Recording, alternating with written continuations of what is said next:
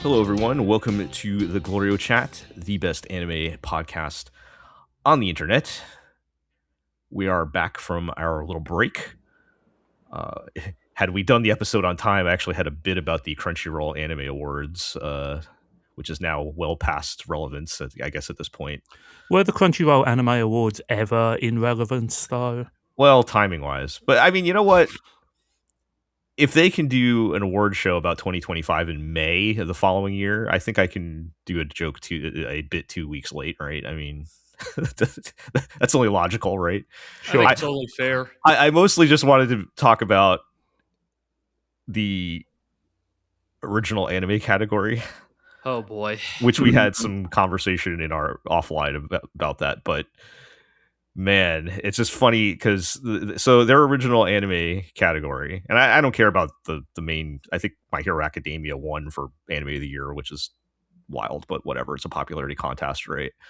But the original anime category had, aside from our anime of the year, Apocalypse Hotel, best anime of 2025, a lot of duds in that category, and. Because you had, Digimon Beat Break is fine, but I question, is that an anime original? Also anime of questionable original quality. Yeah. Also, it's not finished. Like, I think the thing is, like, in 2025, you have been, like, maybe one core into that show, and it's going to be, like, a 4-core show, so it's, like, you cannot judge it at that point. Yeah, none of the best war crimes had happened. Yeah. Exactly. You had original. It's a franchise like installment. So like I would probably come down on. I guess it counts as an anime original, but you know, legally. But yeah.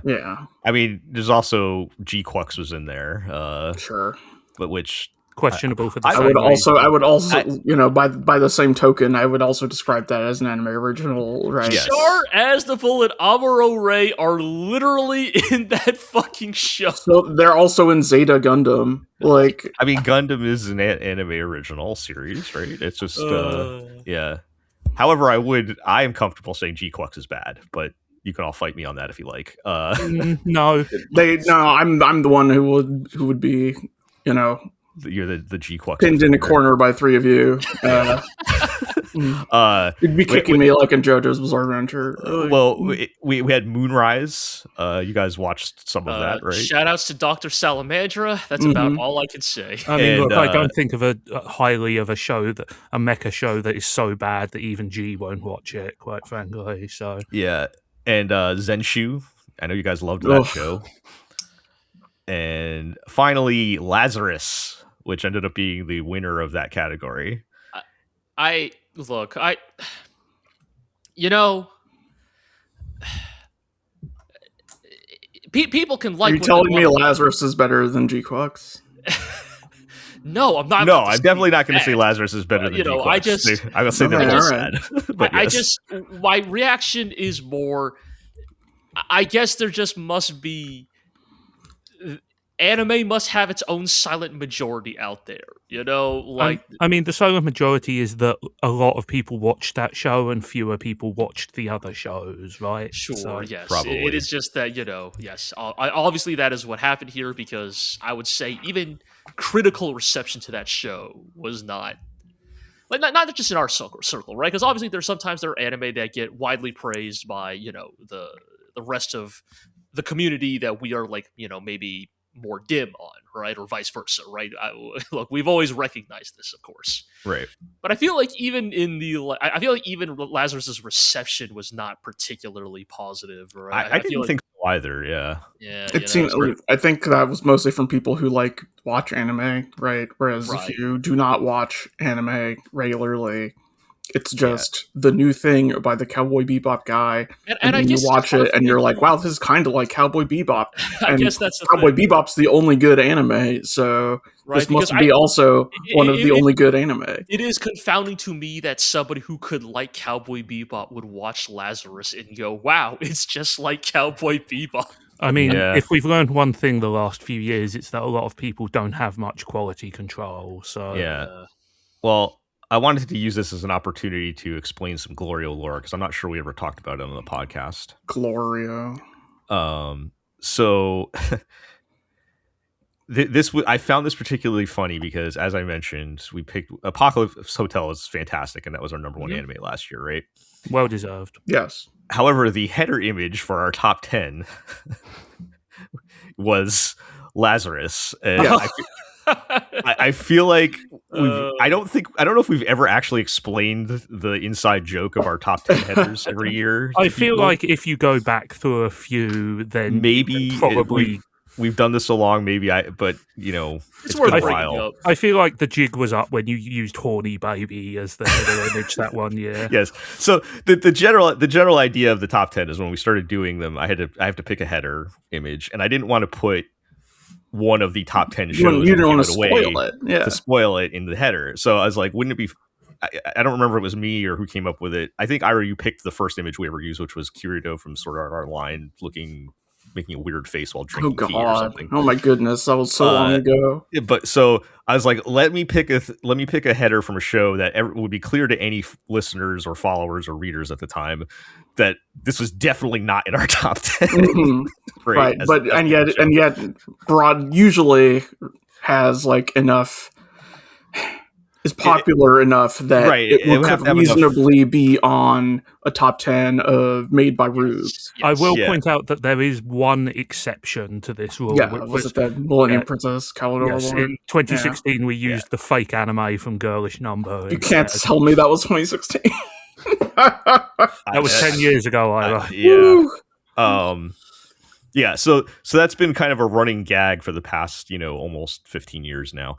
But it's just very funny to me that in this one category we both had our anime of the year, and what we chose is that in a way that's almost like become our worst anime of the year award.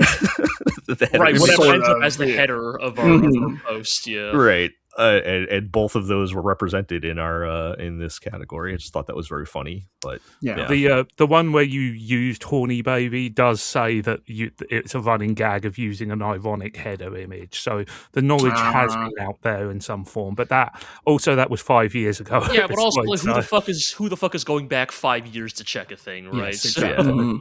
Well, I recently on the flip side, 1 year I used Power from Chainsaw Man. So, look, we had a lot of problems with the Chainsaw Man anime. Yeah, that was a controversial one. I think it's fair to say that the header image is not normally the actual worst anime of the year, but it's the one that immediately springs to mind that we were upset by. Put it that way. Yeah, because at the end of the year, I'm like, hey guys, what should I do? What is the top 10 header image? It's like whatever's the first. Which we put on that we all hate.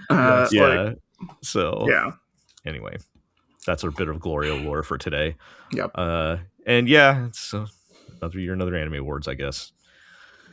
All right. Well, we got actual other anime to talk about that came out in 2026. So it is time again for our previews. And we haven't talked about Dorohedoro ending, which happened quite some time ago. We were going to do that last time, so I want to get to that. Season 3 announced. Yeah, so we'll get to that in a second. Let's just introduce everybody. I'm Jel. I'm joined by Iro. I'm still here. I'm not dead yet. Still with us. Yes. By the way, if when do we put these out? Wednesday?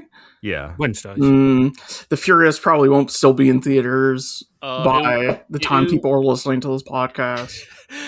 Wednesday will be the last day. If you are listening to this podcast on Wednesday morning and you can still catch a showing of The Furious in theaters, you probably should go do that. Yes. Pause this podcast right now and drive out to your local. You've not seen it yet, G. I know you plan to. I plan to. But, man. That movie's wild. Like in the continued tradition of you undercutting my bits, you have already seen the movie. Yes, yes, I have. I had a chance to. I, who did not have to schedule a time to go with friends or anything, just went to a matinee showing on Saturday. So, but yes, good fun time. That Kenji Taniyaki guy. Can direct some movies sometimes. Nice. All right. Well, we're also joined by G.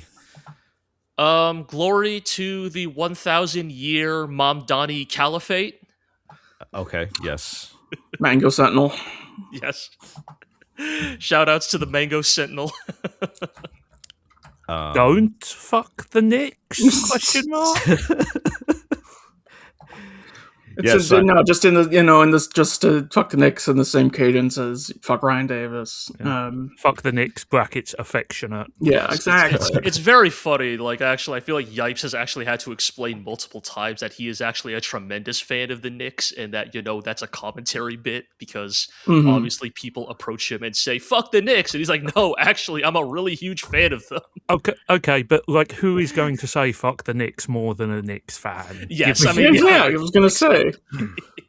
Oh, not anymore because we're now the world NBA champions. But yes, give it 72 hours. Yeah. Well, we're recording this the day after, so I'm still riding high. I told you guys the story today about how I went to the supermarket wearing a Knicks shirt, and some random guy just dapped me up and said, "Go Knicks." The vibes are good right now. Let's just let us have this for 24 hours at least. So, But let New York have something good for once. As if we never get anything. As if New York isn't the only fucking place in America right now that isn't a complete shithole. Yeah. Anyway, we're joined by Zig. Hello. I bought a Switch 2. I've never been less excited to buy a console. Yeah. I mean,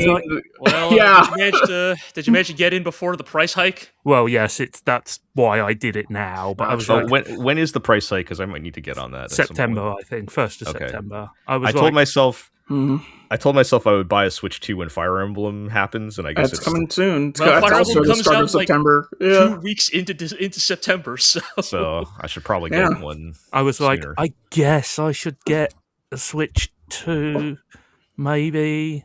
There's a couple good games on there. Donkey Kong's fun. Yeah, I'll probably get Donkey Kong's. So Xenoblade Chronicles X Definitive Edition with Switch 2 Edition upgrade is pretty good. My thing is, I bought the OLED Switch not that long ago. Yeah, I'm like, yeah. I will say Switch 2 has a really nice screen. I probably would have thought it was an OLED if I did not already know that it was not. But nice bit of kit. Feels much more substantial than the original. Also, for almost the entire lifespan of the original Switch, mine has had dodgy Joy-Cons after I accidentally superglued one to the console. I do recall this. So it is nice to have Joy-Cons that just work again. Nice. I remember this is a complete tangent, when my original Joy-Cons got drift and I delayed sending them in for months because I was like, what a pain, and then I won't have Joy-Cons, and then I finally sent them in, they were back to me within 2 days. I mean, that's just the living in Los Angeles. Because the factory or whatever they sent them to was 30 minutes down the road. Right. Yeah. All right. Well, let's talk about some anime. Like I said, we'll talk about the upcoming summer shows, a couple of things that we've picked to talk about. But I wanted to start by talking about Dorohedoro Season 2, because that did actually end earlier. It had already been... Because it did 3 episodes on the first week. Yeah. So, they started early, and then it's only 11 episodes. Yeah. So they were actually done by the time we were going to normally record 2 weeks ago. So now we're it's been over for a month and a half now at this point. So I wanted to talk a little bit about it. They did, as Iro, you mentioned, announce Season 3. Thank God, because Season 2 is not a complete story by any means. It is not. Just ends on a downer cliffhanger. Yes. Yeah. So in the final stretch of episodes, we had been kind of building up the Cross-Eye Gang has taken over En's mansion, right? We had already talked about that. And Nikaido has chosen to use her magic again, and she has to get something out of En's mansion, so she's sneaking back in there, and stuff's going down. And it does end on a pretty nasty cliffhanger, right? Of course, we introduce a character who is nothing but happy and nice, and so they must be slaughtered like an animal. It is, yeah. I would say, yes. We are alluding to Natsuki's death at the end of season 2 here, and this is like the thing about Dorohedoro, right? Is like for as black as its comedy is, by and large, Dorohedoro is actually like for as gory and violent as it is, a fairly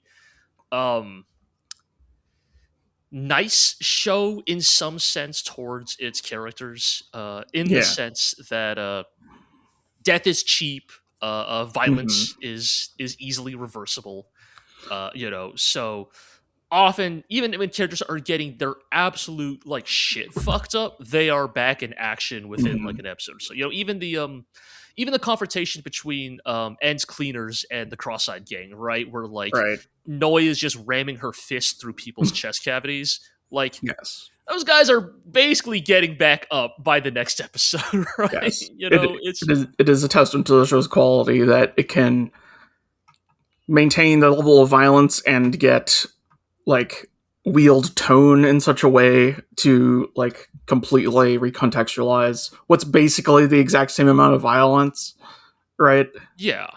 And so it's what makes, and this is, I think, to Q Hayashida's craft, and obviously to the craft of Mappa here, that Natsuki's death feels so like kind of viscerally upsetting. Like it feels different. Like you feel it, right? You can tell this is a different death than all the other ones. Like it almost does not even feel like a spoiler to say you can feel that this is a distinctly permanent death.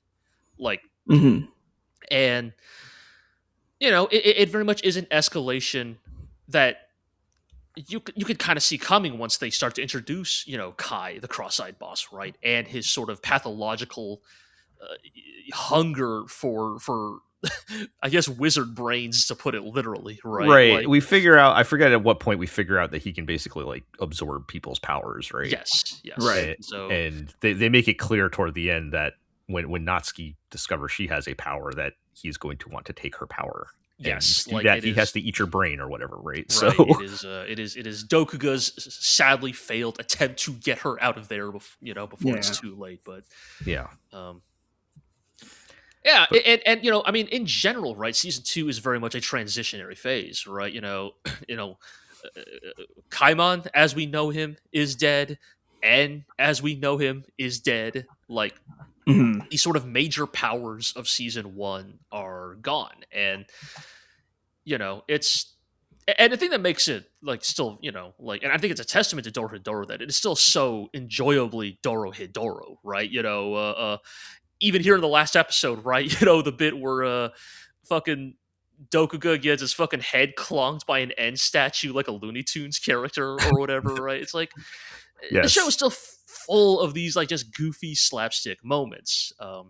It's still full of the warmth and the mirth, right? I don't know if we were covering at the time, but shout outs to Shin and Noi, definitely just best friends for life. Real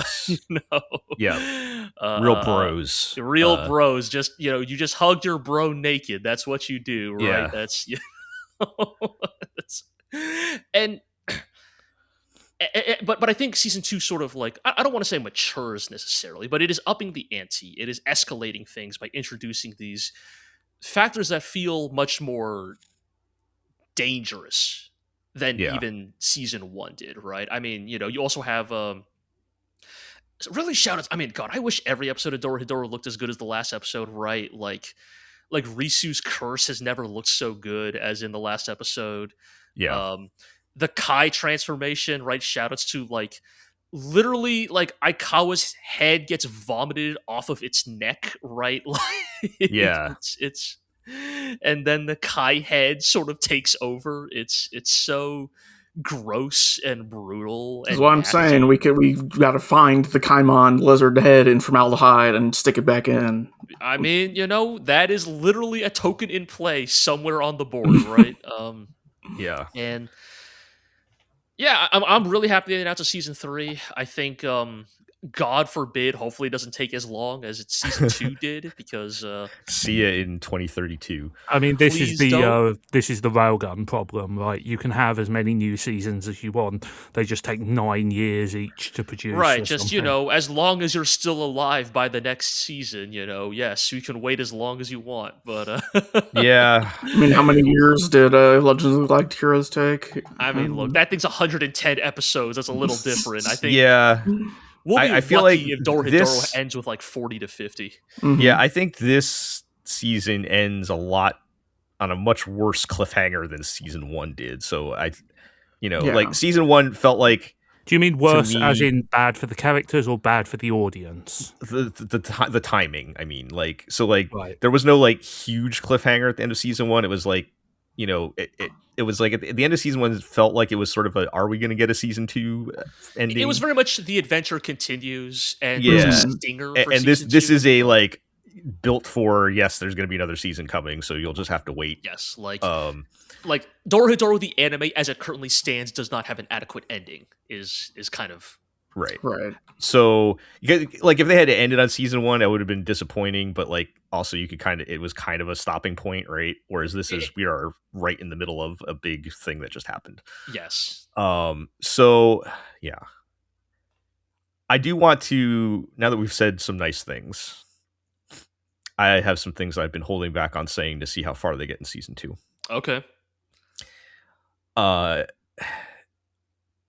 I feel like I'm a bit disappointed with season 2 overall, and I've been trying to piece together exactly why. Some of it is some of the things we've criticized before, where a lot of the appeal of Dorohedoro in season 1 is sort of the hanging out in this weird world, and there's not like that much of that happening here. It's the lack of what's your word, Iro? The hangoutitude. Hangoutitude, yeah. I feel like I'm missing the baseball like episode, right? Yeah. So there's that, and we've talked about that. Couple things though that I was kind of waiting to see how things go. One, I seem to remember caring more about the Cross-Eyed Gang in the manga than I do in the anime. I kind of agree, and I think some of this is, I think the Dorohedoro anime adaptation is very well done. I think there are aspects of that remind me of the early seasons of the Beastars anime, of they're making a lot of like they are getting to where they need to based on the number of episodes they have, but they are shaving a lot to get there. And I think personally, I would agree that I think the Cross-Eyed Gang suffers the most from this, because I did kind of go back to some chapters just to like kind of like, get familiar again with the story, because it has been a while since I've read the Dorohedoro manga. There is a fair bit more cross-eyed. Like, the thing about this section of the story is the Cross-Eyed Gang is where you get the hang-outitude of Dorohedoro.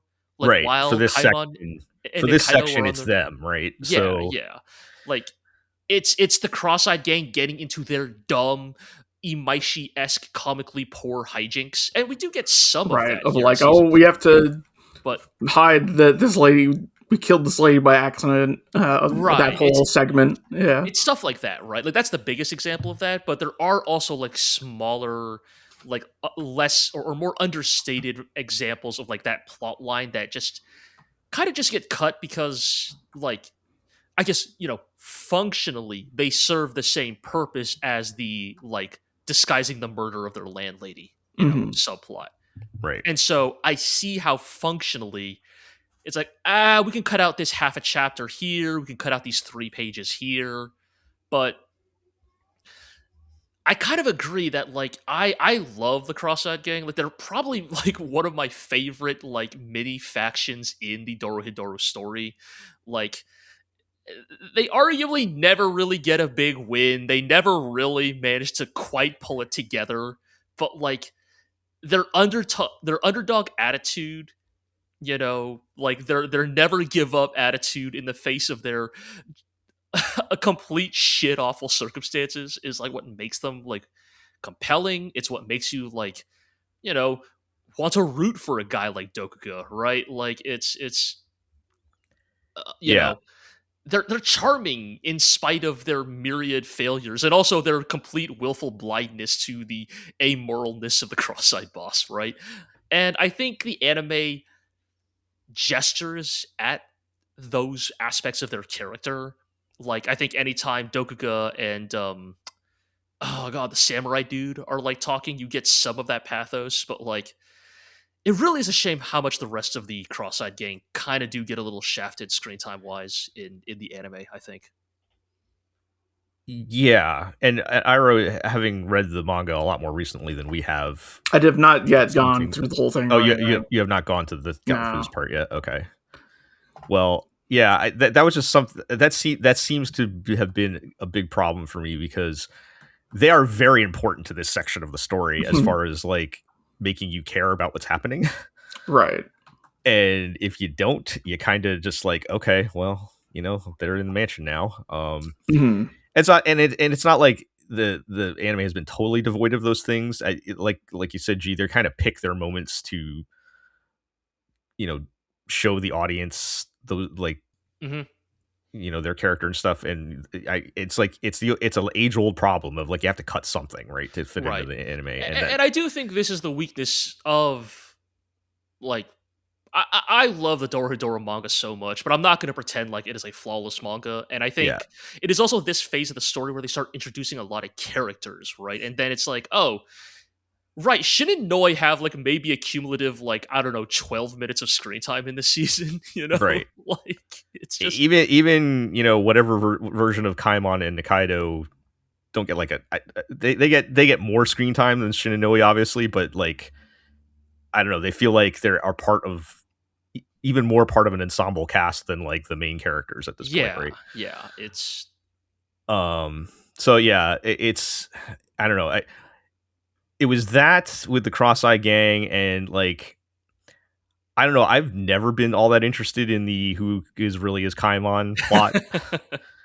and in some ways the fact that they are like it's written in a way that is very intentionally dragged out and like intentionally sort of obtuse to the point where sometimes it just feels flat out frustrating to me. And then you know at the you know the logical conclusion of it with Kai, I don't find him to be very interesting as like he's just sort of a monster, right? Like and having that as your kind of other driving force of the plot when I'm also kind of not all that interested in that is difficult for me. Like the issue with Kai, right, is like as a primary antagonist, he's just sort of a violent sadist, whereas like N is like a like megalomaniacal mob boss, right? Like delusion of grandeur, like narcissistic to his own like self-destruction. Like N is funny to watch, even if in many ways he is arguably just as bad of a person because like he's capricious and Kai isn't putting out a self-published Enka album. Yes. You know, it's just not, you know, he's just gonna bite your head off and like your powers. Even when N is dead, N has more personality, right? Like when they're raiding N's secret room of knickknacks or whatever. Yes. And it's just like it's just full of like random like I don't know movie posters and trophies. Like there's a portrait of just a mushroom or something. You know what I mean? It's just like yeah, so much more personality. And, and I think like Kai is like God. Yeah, here we go. The his devil's jersey is framed with like a. It's anyways.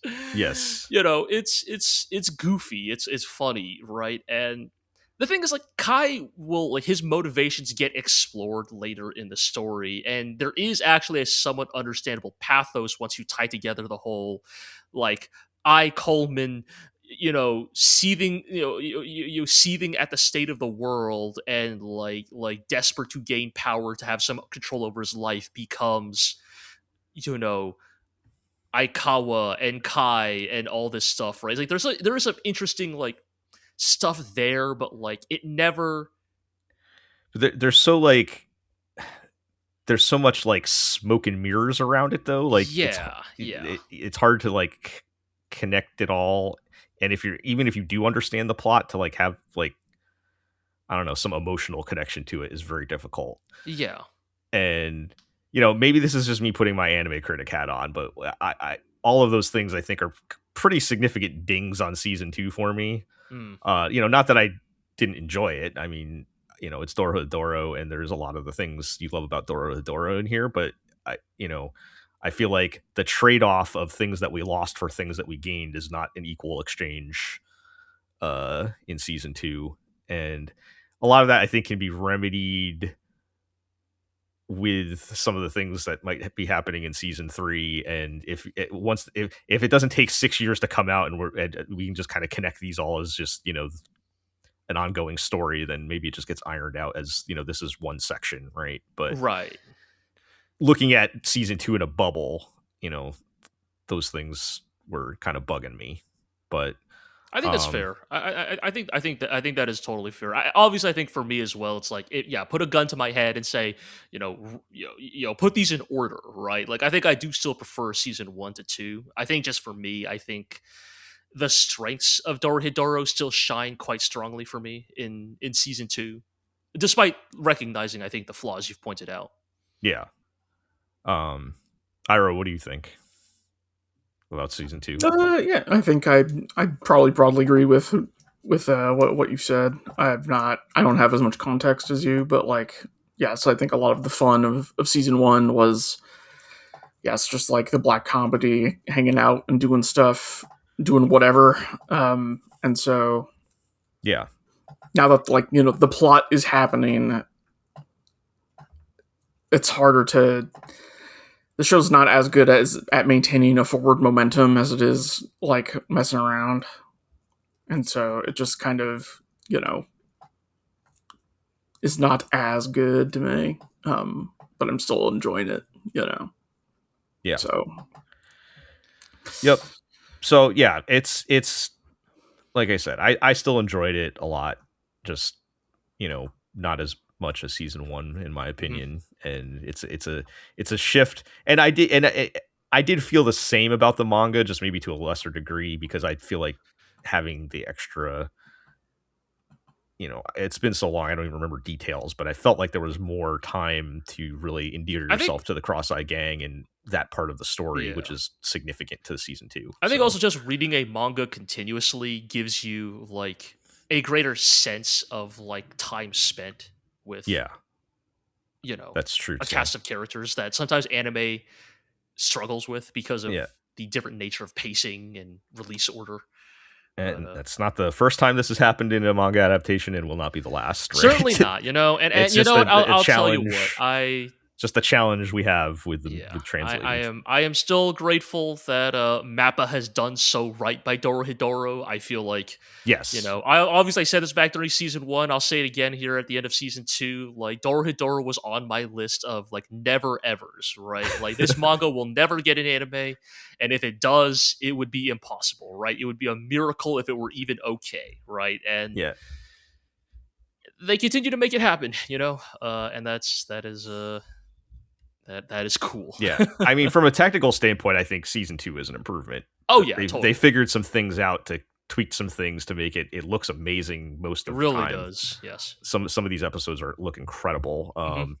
You know, you can actually screenshot this and it looks good, which was not always the case in season 1, I think. And yeah, so from that perspective, and it's like, I don't know what, as much as I'm criticizing the anime, it's like I also understand the choices they made, and I'm not sure how you would even fix that, right? So like, it's not like, I'm not even like saying, you know, they did a bad job per se. Right. It's just like the challenge of it's just tough, right? I think like it like unless you give us 12 more episodes, right? Right, like, exactly. So what else are you gonna do? Like I think we'll be lucky if Dorohedoro gets 4 seasons. I hope it does. I think you need 4 full seasons to adapt this story, right? I think we figured out that it is about halfway through the manga now. But I got to be honest, in a perfect world, this show would have 5 seasons. Like, I think it really does need that extra 12 episodes to like really make this thing feel fully fleshed out. But you know, you got to take that's not anime. Not a lot of anime are getting 5 seasons these days. Not these days. No, if you're not called the Apothecary Diaries or something in Shonen Jump. And even then, yeah. So anyway, looking forward to season 3. Some very specific things that I will not talk about that I'm looking forward to in season 3. Also, very funny shout outs to their continued joke of their OPs hinting at things that the season they are showing do not even cover. Season 2, like, just blatantly has the fucking fried prawn head dude in the OP and no appearance in season 2. Yep. Best laid plans and all that. I saw him in the OP and I was like, wait, they're gonna get there in this season? I was a fool for even thinking that. Yeah, well, looking what forward types to of that. Food-based magic will we see next? Indeed. Yeah. All right, well, we'll get back to our final thoughts on the other spring shows next time. We'll have one more episode for that. But for the rest of this episode, it is new show preview time. So we're looking at the summer 2026 shows. That's going to be our 14th anniversary, I think. God. We'll talk more about that. We'll talk more about that when the season starts. But yes, 2012 we started, summer 2012. So, and I guess for our previews, so I've picked a few shows that I thought might have some interesting things to say. Some old, some new here. But we'll start with some old stuff. Speaking of old shows here, we're getting a new magical girl lyrical Nanoha show in 2026, which is wild. This one subtitled Exceeds Gun Blaze Vengeance. Perfect. No notes. You can't really deny that that's a very promising. Isn't that the new Guilty Gear game? Yeah, that definitely sounds like an Arc System Works title of some kind, but yeah, a little bit wild to have see Nanoha come back. I don't know, like, is anybody under like 35 know what Nanoha is at this point? I'm not sure. She's that character from Triangle Heart 3 Sweet Songs Forever, right? Yes, because I can't wait for Triangle Hearts 4 Exceeds Gunblaze Vengeance. Well, yeah, so this is another Nanoha, although it is not actually starring Nanoha. It's which has kind of been the problem for the last decade of Nanoha stuff. Look, I would describe myself as a light fan of the franchise. I enjoy the first couple of shows, despite their problematic elements. But there has not been a good Nanoha thing in quite a while now, I would say. And I don't know, I'm not reading all the spin-off mangas and everything. You know, maybe one of them is a banger, but... So since it's been a long time, just real quick, as far as like... And Zig, I understand you're not like a huge fan of Nanoha, although you probably were more 15 years ago than now. But I bought a bunch of cool figures. They made a lot of cool Nanoha figures. But it is like a combination of like magical girl show with like... I don't know. I mean, the best way to put it is that they made a magical girl show and then discovered that the magical girl show was very popular with the peripheral demographic, and then gradually pivoted the show to being more about the peripheral demographic, right. Which is to say, it got more sci-fi, it got more shonen-y, it got more about like the fights and the action, because that original show is actually a fairly boilerplate magical girl show. Right. If you ask me what like what is the thing about Nanoha, I'm like, it's the magical girl show that has like the Beam Wars and stuff. Like like as someone who is like way out of this circle, like Nanoha is like the one I have always been kind of interested to check out, right? Because I am told Nanoha is the one that is the most sci-fi, most sort of mecha adjacent of the magical girl franchises. They put gun magazines on their staffs. Yeah, that's fucking sick. It was the second season that really got into that stuff, where it was like the magazine, like the magical wands now have like magazines, and then the third one is basically just like a straight up action shonen sci-fi show. Right. I mean, there is a Gal Gaigar shout out, for goodness sake, but I mean, like, and there were those 3 initial shows, and then the franchise has kind of been in a protracted identity crisis for like 15 odd years now. Right. Like they did a bunch of spin-off material. They did Magical Girl Lyrical Nanoha Vivid, which was sort of an attempt to go back and That's the last thing I remember you like telling me about. And I think I watched one episode and it was not good. It was just like, here are these 10-year-old girls like doing MMA in sports No, bras. that was a different bad Nanoha spin-off. Oh, my bad. And here we kind of get into the problem, right? Like they have been doing they did a couple of reboot movies which were good, but were also just basically recap movies of the first two seasons. They did a couple of original movies in that same continuity. I've not seen them, but they didn't seem to set the world on fire. They've done a bunch of like spin-off stuff. Like there's been a ton of spin-off mangas. Mangas, not sure. Like there's been a couple of spin-off anime shows. I would say that those have been actively bad. So not got incredibly high expectations for this, to be honest. On the other hand, go ahead. You can finish. I was just going to say, on the other hand, it is called Exceeds Gunblaze Vengeance, which doesn't the new girl who's apparently the new main character actually have a gun? Probably, I don't know. Like people have been like waving around guns in the franchise for quite a while at this point there, but and Nanoha and her quote unquote best friend Fate are here. They are actually in the trailer and everything. It doesn't seem like they're the main focus. Yeah, I think is Fate gonna be like Nanoha? I'm about to do something extremely wicked. Like no, like the thing about Fate was that she was always kind of a good guy, even when she was a bad guy. Like there is no chance of her doing a Shah and going back to the dark side. Like she is 100% on the side of the angels at this point. But, like the only interesting thing I would say about this is that like the descriptions I've been seeing and some of the trailers I've seen seem to indicate this might be in an entirely new continuity. Like it definitely seems like they have a lot of the story they are describing definitely did not happen in. Is that the modern reboot play these days, right? Like, there's never been a better time to start with Magical Girl Nanoha than with Exceeds Gunblaze Vengeance. Yeah, I mean, like, but the thing is, they did one reboot already, and granted, that reboot was very mildly different. I mean, they even did the Macross thing of this is an in-universe retelling. Sure. Like, do you remember Love?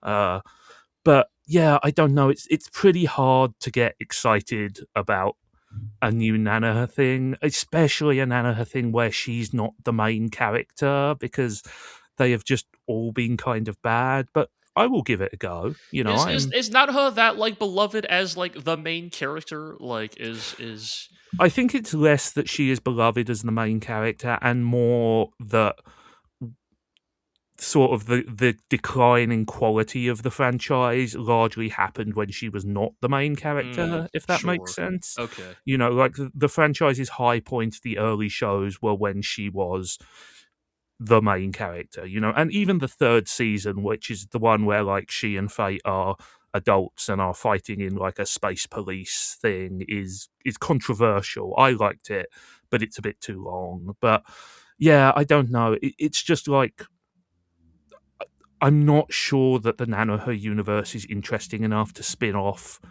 a bunch of stuff that's just like has them as periphery characters, and also like a bunch of those spin-offs have been bad and creepy or bad and creepy, so it's a little difficult to get excited for a new one.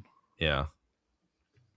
Like I said, I don't know. It's like I was thinking how the kids these days might not know how big a deal Nanoha was back in the day. Right, I mean, like that's it was a huge thing way back when. I would say it was the Magical Girl franchise of record for a good couple of years. And it's like I don't know. It made me think about a lot of shows from that era. I feel like just kind of disappeared off the face of the earth after being a huge deal. But right, yeah. I mean, it feels like once upon a time, you'd see Nanoha walking down the street and everybody would go, "Holy shit, that's fucking Nanoha!" That's it's. Yeah. Like, they'd pass around that one clip of her shooting a big laser beam. Yeah, and, crunchy 240p GIF on forums. It's You'd just go feels to like you'd go to a con and see a guy wearing a Nanoha shirt, and you go, "That guy's probably a pedophile." And then just feels like she was everywhere. Like in a ways where it's like I would say, based on my own like limited perspective of like anime forum culture and attending anime cons, like it feels like for the ball knowers, like Nanoha was the magical girl, right? It's like, oh, you like Sailor Moon, like that's cute. Like Nanoha is where the real shit happens. And again, that reputation was always exaggerated by 30-something dudes wanting to prove they were cool for liking a magical girl show. But it definitely was a show of its time, right? Like the kind of like move towards like action shonen sci-fi is very early to mid 2000s. I mean, I don't want to overstate the importance of Madoka in like shifting the demographic of the magical girl show, but it certainly did mark a sea change in approaches to the genre, right? Yeah, we definitely saw that shift over to the dark magical girl show. Yeah, right? and you could. Isn't there literally a show that's a series that's like dark magical girls or something? Like, I don't know. There were so many bad. There were so many of them. Yeah, they were every single one of them was terrible. But the point is that Nanoha was always kind of like a weird sort of bright and shiny thing. Right. Like it has a lot of dark subject matter, but it's not a dark show. It's too. And the art style, they have the massive eyes that is very early 2000s anime. Peak Moe era. Yes. Exactly. And so I don't know. I mean, like I said, I continue to have an affection for the franchise. I think some of those shows, especially the second show, Magical Girl Lyrical Nanoha A's, is legitimately a kind of great action magic shonen show. But maybe for a few years now, like I feel like history has been where the franchise belongs, but who knows? Maybe this fresh take will bring us something. I'm not super optimistic, like I said. At least maybe they'll give us a little nostalgia. Who even is like the magical girl of record currently? Is it just Precure? Like, I mean, like the thing about Precure is that like it is always there, and it is perhaps the most honest magical girl show because it is actually a show made for small children. I mean, I would say the magical girl of record at the moment is probably Sailor Moon, maybe like those. Okay. Well, no, but like those Crystal movies and like Eternal movies. Right. Wasn't there like and that's getting another season this season, the Magiluminaire. Oh yes, sure. I guess I would not call that. I mean, look, that is. Does that count? The magical girl of record is Ultria Pendragon. I'll just speak briefly to that magical girl shonen anime, the one published in Shonen Jump. Look, that is obviously it is a magical girl show. Like I would not say it is trying to be different or quote unquote subversive, but also I would probably classify that slightly differently from when we are talking about the Nanohas and Precures of the world, right? Like I think Magiluminaire is sort of. I would call that closer to like and hey, shonen fans and magical girl fans, please don't come after me for this. Magiluminaire is closer to like a shonen show wearing the aesthetics of a magical girl show. I mean, that's kind of what Nanoha was as well. Sure, so I guess maybe none of these distinctions. Well, Magiluminaire is like literally in Shonen Jump, right? I guess that's what I meant. Yes, it is literally published in Shonen Jump. I mean, like post Sailor Moon, the genre sort of splintered into the kind of traditional magical girl and sort of Sentai-ish shonen magical girl. Sure, and those two branches have sort of dallied with each other and crossed and recombined and come back a lot, but yeah, I don't know. Like I said, I have great affection for Nanoha, despite itself sometimes. I'm excited to see them try, but their last few attempts have been bad, so we'll see. Yeah. Well, speaking of old-ass franchises coming back... Yeah, so let's talk about an even older franchise. Only just, though. Yeah, and probably had more recent entries for better or worse. Yes. So we're gonna get the Ghost in the Shell. Oh yeah, the reboot. Mm-hmm. Can I just say, I'll let you guys get into what this particular version is in a second. There might be a trend of like using retro art styles happening. I have a longer thesis on this about how even in progressive circles, this could be read as sort of subconsciously reactionary. I think there is a desire to return, not just amongst standard conservative reactionaries, that this is I think a desire in a lot of people in the current state of the world to return to what is perceived as a simpler time, shall we say, right? Yeah. I'm not going to throw all those sins at the lap of the Ghost in the Shell, but I mean, I feel. Well, I mean, there's nothing like in a bubble. There's nothing wrong with going back to And in this case, one could argue this is long overdue. Yeah. So I'm just saying that may pop up on some other shows. Perhaps, right? Happening, but yes. So a new Ghost in the Shell, and what's the deal with this one? Like, is it like are we starting over? I mean, start over. The secret is every new TV Ghost in the Shell is a reboot, right? But the thing that makes this one special, of course, is that it is being adapted by one Science Saru, so that is a big deal. But obviously, the thing that everybody's talking about, is that this will be the first adaptation of the Ghost in the Shell that is seemingly aping specifically the aesthetics and styling of the original Masamune Shiro manga. Now, I think there's an important question to ask there, which is, you say it's aping the aesthetics and the styling of the manga. Do we know if it is also going to be directly adapting the manga story? So that is kind of the big question. Right. So people have kind of scrubbed through the PVs, and here's the thing.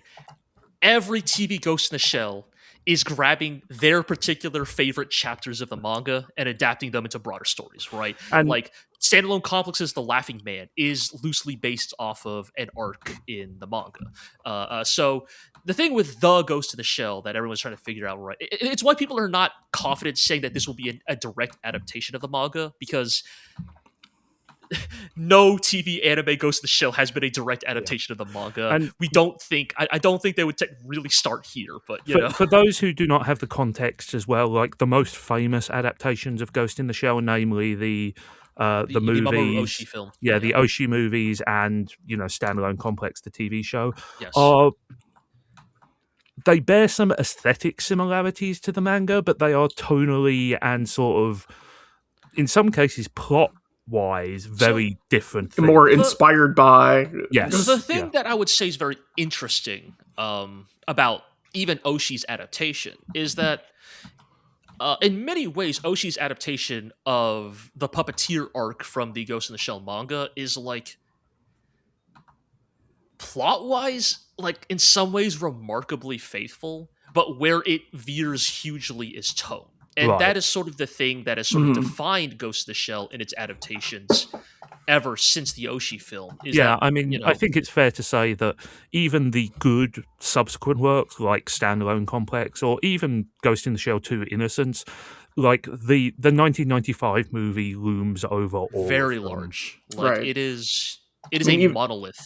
I know in the previews for this one, like they've said like the puppeteer or whatever the phrase is in Japanese, right?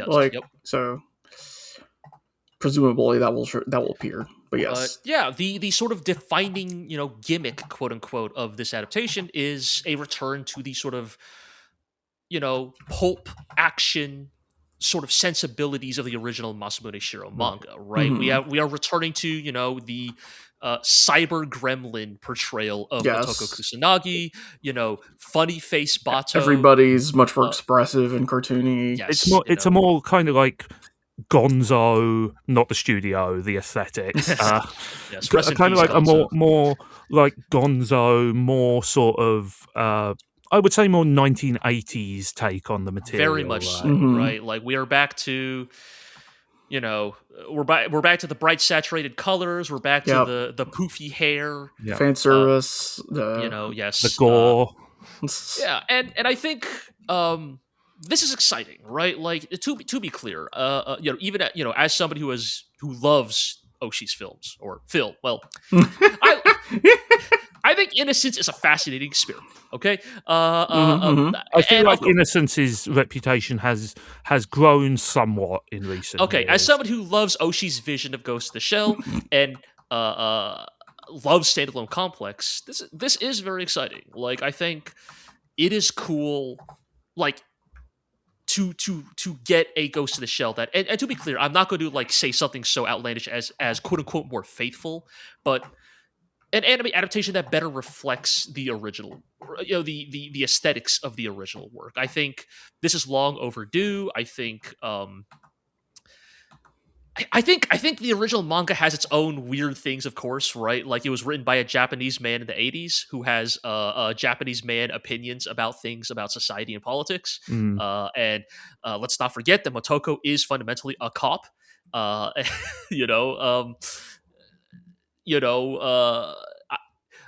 not about to say that, okay, secretly Ghost of the Shell might actually be reactionary. I'll just say Ghost of the Shell is a product of its time. A product of its time.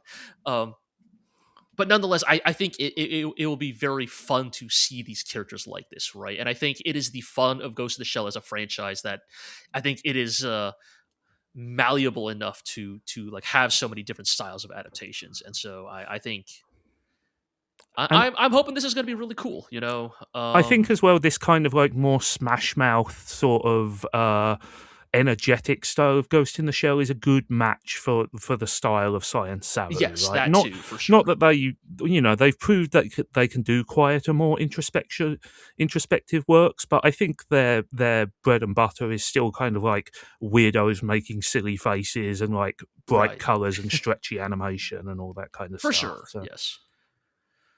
But yeah, I don't know. This is probably the one for me this season, right? Like, I am really excited to see what they do here. The problem I have is that, like, Ghost in the Shell, the quality of Ghost in the Shell works kind of spans the entire spectrum. Right? It sure does. There's been some really bad,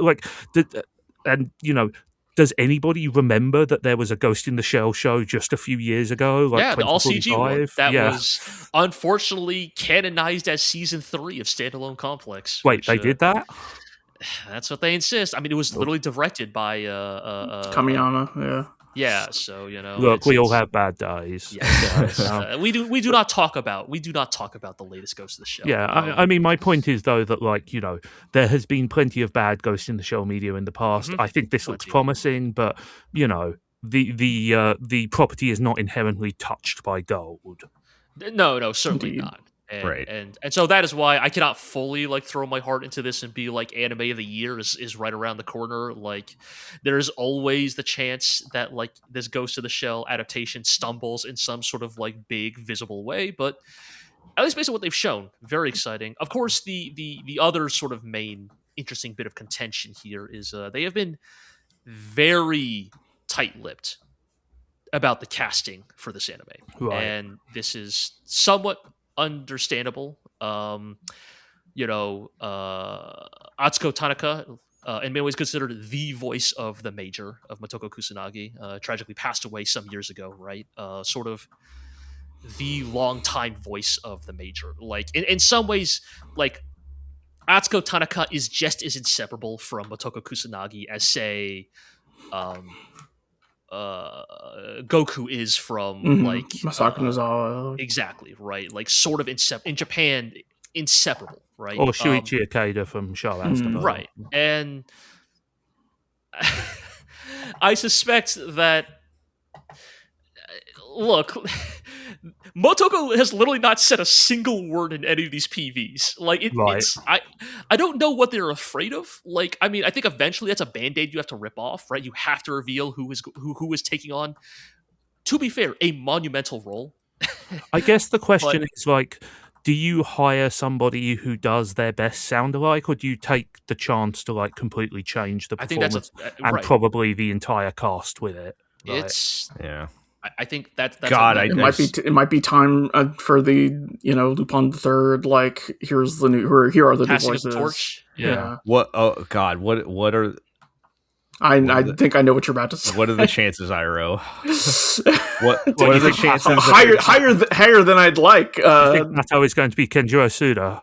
No. What are the chances there's some AI shenanigans and that's why they don't want to announce it? That would be heartbreaking. The fact that it's not 0%. See, this is what I mean, right? Me. Where like I'm so excited for this anime, but all it would take is a reveal for like that to completely torpedo and this whole because I feel like that could be a reason why they would not announce. Right. I mean, that would be like it would not only be ghoulish in all the ways that you would expect, but also like disrespectful, extremely off topic for a cyberpunk show. No, I bet to them they would think that's perfect, right? Like I feel like a lot of like anytime you hear certain like Japanese creators talk about Gen AI, it is sort of from that perspective. Like, wouldn't that make it like the most cyberpunk? Actually, just wait till they announce the first episode is called "All My Apes Gone." Yes. We live in the worst version of the cyberpunk future. Yes. I hope. To be clear, they also have not revealed the cast of anybody else. Oh yeah, okay, right? Yeah. So it's I'm gonna say that I don't think that there's a high chance of that happening, but it's not 0, is what I will say. Yeah. Well, let's try not to put that energy into the air, but yes, we will. Yes. Look, that show's coming out in like 3 weeks. They got to reveal who these characters are, who's voicing these characters eventually. I think like I have another concern about this, and we will probably talk more about this in just a second. But Science Saru sure is making a lot of shows, right? And they sure are making a lot of really big commercial shows as well. And are they just going to become like A1 or Mappa or something like where like they were once a prestige art studio and now they just make slightly better than average looking shows? Like there are times in which I fear that that Science Saru is just going to become like artsy bones, but is that bad? But they haven't stumbled yet, I guess is what I would say. It's not bad for the studio. It's bad for like the anime we like. Well, okay, so I think that will be a good transition to the next show because that we are going to see a huge difference with that. So the next show on our list is the other show that Science Saru is doing this season. Yes, and I believe the official title is Jaadugar, a witch in Mongolia. I've seen different variations on it, but that's the one I think that they're going with. And kind of linking into what we were talking about, this is very different. Yes. This is like, if you did not tell me this was being made by Science Saru and directed by Naoko Yamada, I would not think this is a Japanese anime looking at it. Or I guess if I was also not hearing it, but yeah, so I don't know a lot about this one other than it is set in I guess in the description they're calling the Islamic Golden Age. So this is I don't know the exact 8 centuries ago. 800. It says here the 13th century. 13th century, yes. So, and it has it's got a very unique look to it, is what I was kind of getting at. Art style. Very unique art style. A setting obviously we never see in anime. Yes. Right? Yes. But this is potentially a neat one, and Naoko Yamada maybe playing to type. I think in a lighthearted way. I probably will never go back and watch Sound Euphonium or what have you, but I think after the Heika story, like Naoko Yamada has a pass for me for, let's say, 2 shows. I will check them out. Right? I mean, it's hard to deny that she is like one of the top creatives working in anime these days. I would say. If a Heika story is any indication, this is another work right up her alley. Jaadugar is an adaptation of a manga that basically chronicles the life of a girl of the the Kawarazam Empire or city, which is one of the multiple entities that was sort of swept under the sort of Mongol conquest of Central Asia. She is taken as a slave under the Mongol Empire and sort of chronicles her life adjacent to, in many ways, this time period. I don't know much about the manga. Sorry. Okay, that's what I was going to ask. Like, is this a manga you've read?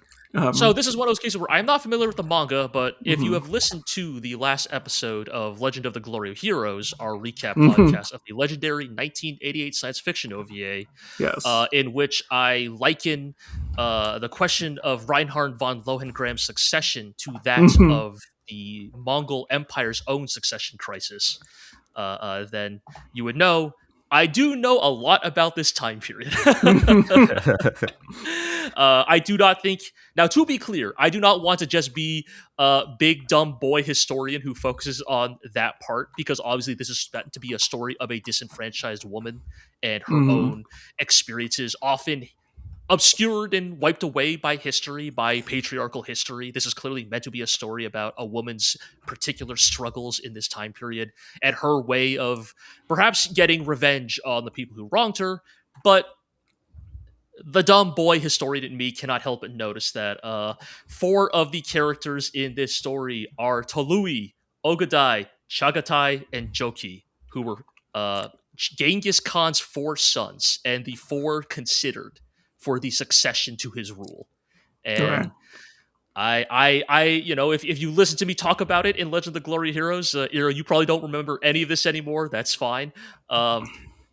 The story of Genghis Khan's succession, in some ways, I may argue, is underrated. You know, because obviously when people talk about a great empire collapsing, I seem to recall it was a big mess. Yes. People obviously talk about... I mean, like, in classic historical style, like, the answer is who won from the 4 candidates. The answer is nobody. Yes, you know, like, obviously when people talk about big empires falling after the death of their, like, singular leader, like, obviously Alexander the Great comes up, and I think the collapse of his empire is equally fascinating, but I think people sleep on the conflict between these 4 brothers, like, the ways in which, like, their personal connections were tested against the political realities of the time and their own personalities, you know, like... And also, you know, this time period is roughly correlated with the rise of the actual winner of that conflict, Kublai Khan, who would go on to conquer the Song dynasty and become emperor of China. Yes, well and Mongols, if you know which one of these 4 brothers Kublai Khan is related to, yes, spoilers for probably Jagtai, a witch's life in Mongolia. But so maybe don't spoil yourself by looking up the history. And the point is, like, this story coincides with, like, arguably the high point of Mongol history. Yes, right? yes, and these 4 brothers are... I wish there was more running out there, because their relationship and the way it inevitably splintered in the face of Genghis Khan's death is like, it is the stuff of, like, legends, of myth, like the tragedy, the drama, like, you know, this brother was the charismatic one. Maybe he was the best of us, but he played the politics game wrong. This brother was the best, military warlord and leader, but Genghis Khan deemed him unfit for rule in peaceful times, right? It's anyways, to bring this back to this anime specifically, obviously, I don't think this anime is going to be purely about the Mongol succession. It's just, I think it's very notable that all 4 of these characters are prominently displayed in the PV material. Right. It is taking place at a time of turmoil and where interesting things are going on. And I think maybe is that what's going to happen here in the same way that happened in the Heika story, right? Where the protagonist of the Heika story is sort of a character who is allowed to bear witness to a very, like, pivotal moment in human history, right? Is that going to happen to... Is that kind of where they're going with our protagonist, or is she more active? I mean, again, is she the titular witch? Like, is this going to be about how, like, you cannot, like, you know, history is not just defined by big men and great leaders. It is also defined by, like, you know, all the other people in these people's lives and the effects they have, both big and small. I think that would feel very Naoko Yamada. Yeah. I'm getting the feeling this might be this might end up sort of adjacent to Apothecary Diaries in... Perhaps, yeah. Or just in the sense of portraying, like, medieval China and stuff. Yeah, and also, like, descriptions here are like, you know, this young girl has been placed in this position of, you know, influence over the big movers and shakers, and also she knows about medicine and science or whatever. And so I don't know. Yeah, that's the vibe I get. That's not a bad thing. Yeah, that's the vibes I was getting, Ira, of like what this will actually be. But yeah, I'm also as G brings out. I mean, yes, there's a lot going on. Those people are there for a reason, right? Like, and Apothecary Diaries isn't like fake China. This is in real Mongolia. Right. Right.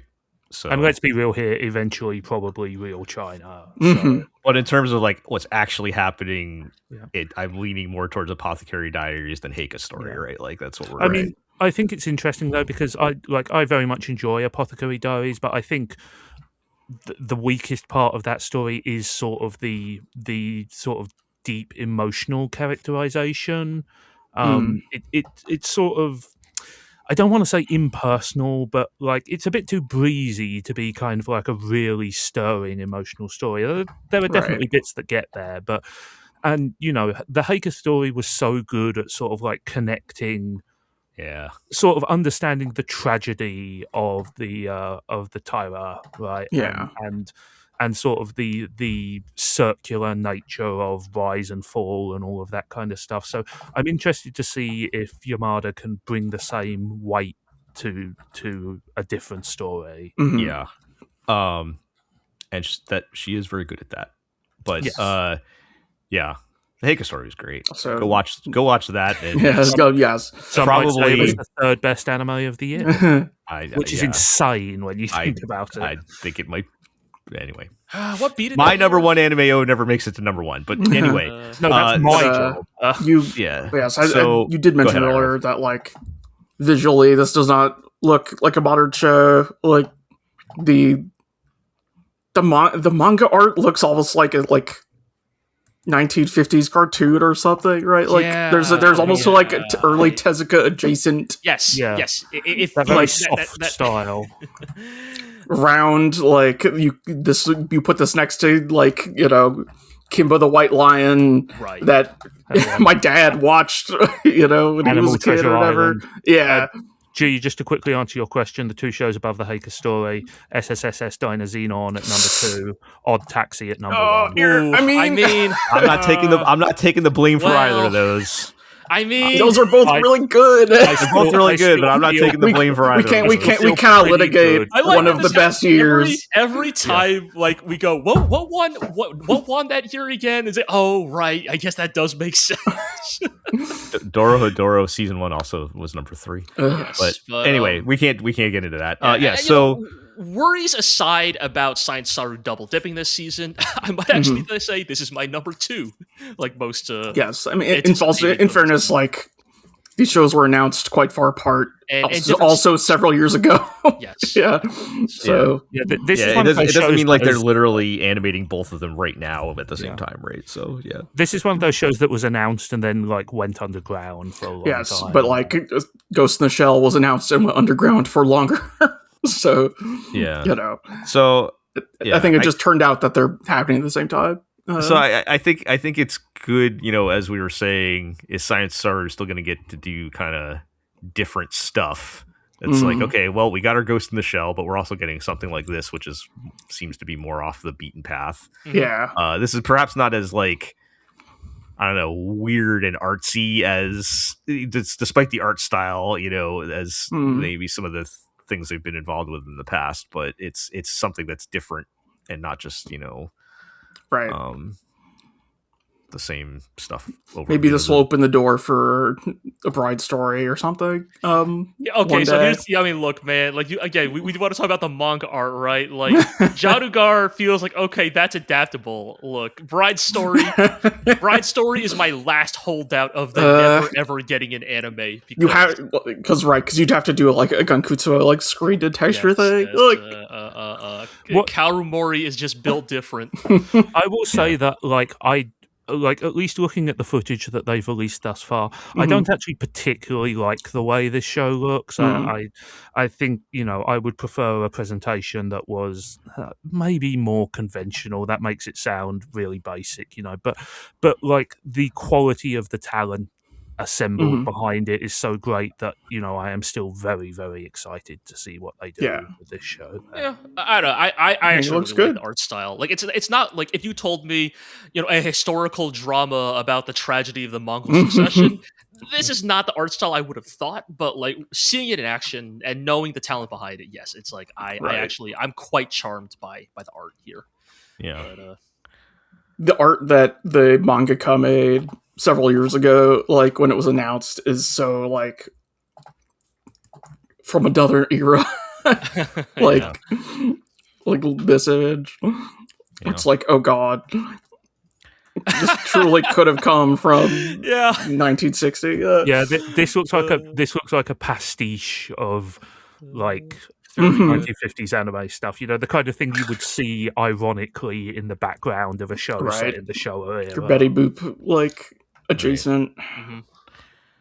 All right. Well, we will definitely keep an eye on that one. Let's highly keep our list moving here. Anticipated. So our next block of shows is about smoking being cool and sexy. Yep. As previously established. So I'd probably say the first show we're talking about here actually maybe goes out of its way to show how fucking gross smoking Okay, is. yes. Quite the opposite, actually. So the first one is Chainsmoker Cat, is the best localized name I got from it. This is about a cat girl who chain smokes. Wasn't there a show about a cat who smoked that you were really into a couple of No, seasons? he was depressed. Different. Yeah, of course. Well, no, he did smoke a cigar at some point, but it was primarily about him being depressed. Yeah. No, so this is it appears to be. I put this on here because it might be in my wheelhouse of very dirtbag comedy type of thing. The main character is in fact a cat girl who chain smokes. She's kind of down on her luck, struggling to get by or whatever, and lives a kind of gross, miserable life. And there are other cat girls also living gross, miserable lives. One of them is like shooting heroin or something. I was just about to say, what the hell? Wait, is that a syringe? Yeah. Like, is that okay to depict in anime? I was kind of shocked to see that because, like, even if it's like, I doubt they're gonna be like, she's shooting heroin. They'll probably put some kind of joke text on it or something. But that's definitely the implication, right? Is like herbal remedy. She's doing some kind of drugs. Right. And I feel like we need to come up with a new name for this. Like, this is not cute girls doing cute things. This is like cute girls doing horrible things. I don't know. What is this like new subgenre of like girl failure slice of life? Like, is this a recession indicator? Is this an indication of like where we are, like in the economy and society? That like watching a girl, it's just like what if a girl is just as down on her luck as me, but she was hot? Yeah, right. Because like, it's no longer relatable to watch a girl buy like a $9,000 guitar and ganbare her way to the top. Because none of us are that. It's just that she somehow is slim and has big boobs, even while smoking 3 packs a day. Exactly right. It's like the message of shows like this is you can be depressed and unemployed, but there are still hot single cat girls out there waiting to meet you. Yeah, there's our episode title: "Hot Single Cat Girls Waiting for You." But I have a major issue with this, which is, as we have previously established, smoking is bad, but smoking on television is very cool, and there's no way around that. Yes, like if you smoke in a TV show, you're cool. And unless this thing is literally like a psyop by like the Health Association of Japan, which I'm not ruling out, I'm not sure how far they are going to go down the smoking is not cool. I was going to say, I'm worried about the other direction because they feature a real-ass cigarette brand in the PV. As you do. Like, look, Lupin smokes real ass cigarettes. I know, but like it's like that's a grandfather clause. I know. Yeah. It's like, bro, are you trying to get the kids to go pick up packs of Mavius or whatever is the Japanese cigarette brand? Hey man, G, you know this. Like you can still pick up cigarettes from a vending machine in Japan. So it's yeah. Well, that aside, I'm not saying I have high hopes or I'm like looking forward to watching this, but there's something in there that tells me that there's a chance this might be my kind of type of comedy. I mean, it's certainly an idea. Well, is the other one this season perhaps more of the fantasy? The next show on our list. Is this closer to the fantasy? So this is a little more directly targeted at me, let's say. Yeah. Jell, is this show gonna make you pick up smoking? God. So the next show on our list, on our back-to-back smoker show, is Smoking Behind the Supermarket with You, which I think is fairly popular manga, but it's very popular. Yeah. So people like to read about people doing cool things. Interesting. There are currently 12 what they're calling mini episodes. We're actually just half. So it's like 6 episodes of content already out on this. I guess it's already out, right? I was actually going to ask if you'd already started watching it. But I thought I saw they're actually putting more out though, like starting in July when it actually airs. But maybe I was misinterpreting that. Maybe there isn't more out, but there is actually essentially 6 full episodes of anime worth of material out. And modern release patterns are weird, man. Look, I was probably going to watch this, but I have already watched the first 2 half episodes, which is the equivalent of the first episode. Well, is it time for a preview / first look? So in a way, this is a preview / first look. But so the premise of this show is it stars a tired middle-aged salaryman who I believe is exactly my age. Okay, all right.